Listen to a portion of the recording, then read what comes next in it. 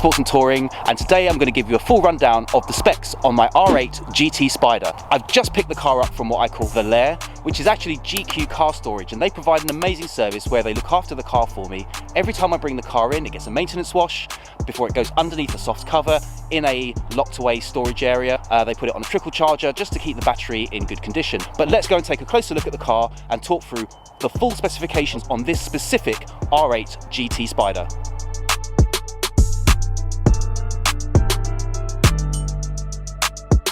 So let's start with the things that you get on the GT regardless.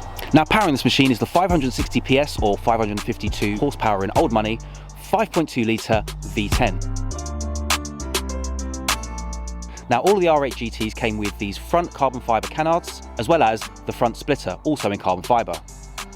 Also standard on the GTs was this rear spoiler, which was fixed. Unlike the dynamic rear boot spoiler that comes on the standard cars, this provides a little bit of extra downforce at the rear, and yet more carbon fibre in the form of this rear diffuser.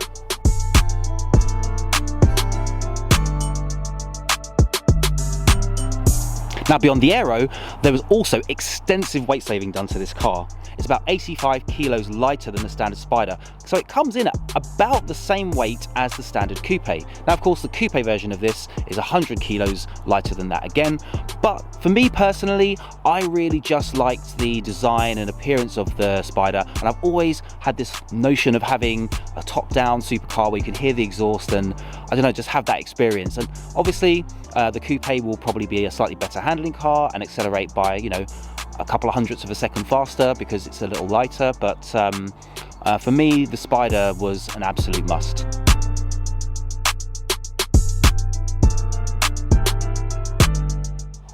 Now, Audi engineers were absolutely obsessive about saving weight on this car.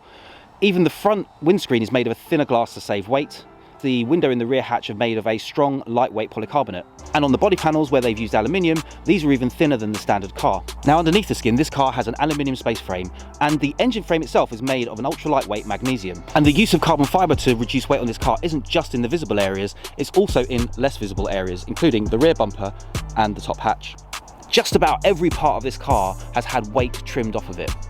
And on top of that, with a few factory-fitted options, further weight was taken off again, such as the specific to the R8 GT fixed bucket seats and the carbon fibre windscreen surround and wing mirrors. And some of the details I love on this car are little things like the cutouts on the windscreen wipers, again, just to save weight. Also special about the R8 GT was the fact that they updated the design of the front headlamps, and they created a specific to the GT design of the rear taillights. These wheels were also an option for the R8 GT. They are actually a lighter weight wheel to reduce unsprung mass. And inside of those are carbon ceramic discs. And the obsession with saving weight extended even to the calipers. These are actually anodized in that red color rather than painted, because paint would have weighed more. Also specific to the R8 GT were these rear vents just on the side here. Now, that allows additional warm air to escape from the engine bay. These are actually functional. And of course, on the Spyder, these rear vents, they came in carbon fibre too. And the carbon fibre wasn't limited just to the outside of the car. It's also found extensively on the interior, from the inside of the doors, on the door handles, and this cover here, the central console, and the dashboard surround. Another factory option that this car has is the lightweight carpets. Now, these are actually lighter and thinner than your standard carpets, again, just to save a little bit more weight. But one of the very special options on this car were these fixed bucket seats. These ones with the R8 GT stitching into the back of the seat. Now, these alone save a considerable amount of weight, but for me, what makes them really special is how they squeeze you in this car, how they keep you feeling like you're completely connected in every way to the road. And that feeling is helped by the adjustable coilover suspension that's on this car. You can manually adjust the ride height of this car in order to change the centre of gravity. Now, of course, this is set at pretty much where I would leave it for road use, but if you wanted to, when you get to the track, you can actually drop the ride heights down in order to just lower the centre of gravity of the car. And beyond those options, there's a few customisations that I'd like to take you through that were done by the previous owner, and tell you a little bit about the modifications that I'm going to be doing to the car. Now, one of the customisations that was done by the previous owner that I'm planning to change is actually this carbon fibre effect wrap that's on the intakes here. I'm actually going to get that carbon skinned as soon as I possibly can, because I think that would look much better if it was actually matching with all the other carbon fibre on the car. But the customisations that the previous owner did that I absolutely love is all of the additional Alcantara. all this area here is all custom Alcantara. Also the sat nav surround, that's all custom Alcantara. Normally that would have been plastic, and this is would have been a kind of another plastic type material here. But instead, it's just added to the luxuriousness of the car, I think, in terms of, I know, it just feels more race car with all that extra Alcantara on there. And I think that was an absolutely fantastic move. And one of the other cool things that they did is they made this custom armrest, which is basically fills the cup holders. If you want, you can take it out and use the cup holders, which I've done a couple of times where I just had a bottle of water there. Although, to be honest, it does kind of get in the way sometimes. With that sitting in there, it just makes the car just all the more comfortable, and it just, I don't know, just finishes off that space really nicely.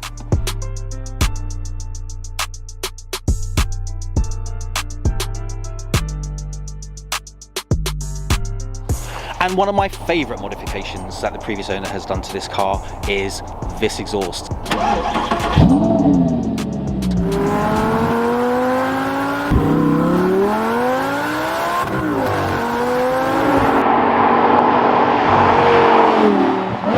Now this car's running the Milltek race exhaust, and it sounds absolutely epic. Now all the GTs were numbered. This car happens to be number 96 of 333, and this was engraved into the drive selector. Also unique to the GTs was the dash display. Now this is an old-fashioned dial system rather than the new virtual displays, and this one had a white background with the GT insignia on it. And just so you don't forget, it also reminds you that it's a V10. You know, you just feel cocooned in this car, and just everything about it is just, it feels amazing. This steering wheel has just got a certain shape to it where your hands just beautifully just fit onto the car.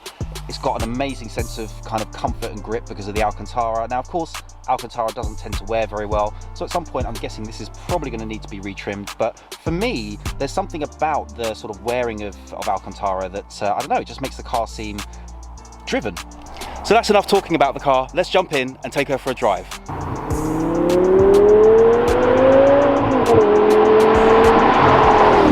Now I bet there's a few people looking at me and thinking, why on earth has he got that roof down?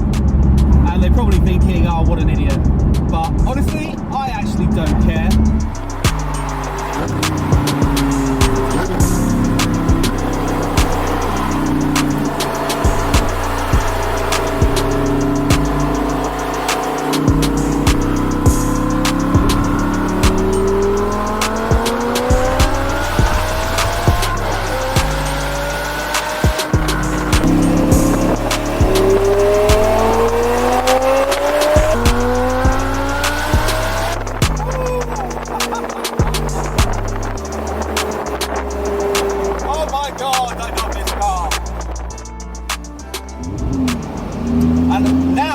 Going to meet up with another R8 GT owner, and there's a special story behind this, but we're going to actually save that for another video. So if you're looking forward to that and want to see more, and even if you've enjoyed today a little bit, give us a thumbs up, hit the subscribe button, hit the bell icon, choose notifications on all videos, and I'll see you next time on SportZnTouring.